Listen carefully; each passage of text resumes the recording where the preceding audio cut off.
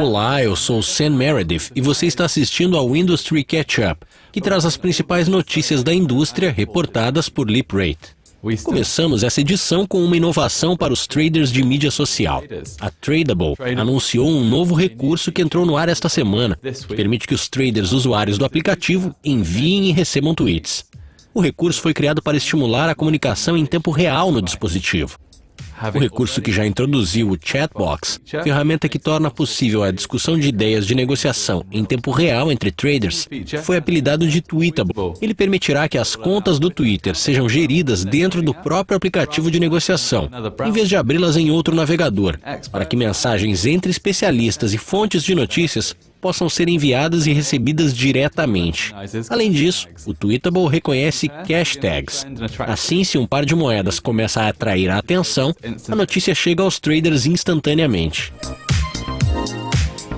A próxima notícia é sobre uma nova atualização que deve melhorar os pagamentos feitos no exterior. A TransferWise reprojetou seu aplicativo Android que permitirá aos usuários enviar dinheiro ao exterior por uma fração do preço de um banco, e que deve ser mais rápido e mais simples. A nova versão oferece pagamentos em um único clique em 360 pares de moedas a uma taxa de 0,5%. Segundo a TransferWise, alguns encargos similares de bancos comerciais podem ser até 10 vezes mais altos. Além disso, o aplicativo recém-projetado permite que os traders enviem dinheiro ao exterior à taxa real média de mercado, ao invés das taxas inflacionadas que muitos bancos oferecem. O gerente de produtos, Gregory Talon, disse: após o salto do valor da libra desencadeado pelos resultados da eleição geral do Reino Unido, o uso de nossos recursos móveis dobrou. Isso indica que as pessoas estão cada vez mais rápidas para realizar transações via celular para se beneficiarem de altas no câmbio. Nosso objetivo é ajudá-las a fazer isso da forma mais eficiente e com o menor custo possível.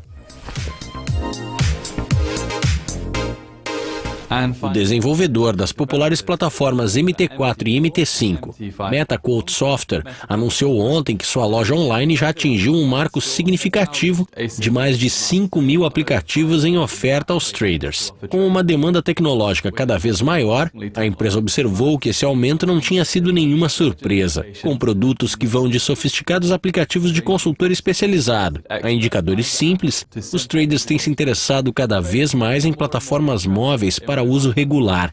A MetaQuotes indicou que, pelo menos por enquanto, as últimas atualizações visam uma maior expansão do leque de escolhas para os traders baixarem, que teoricamente vai melhorar a experiência do uso de dispositivos móveis para todos.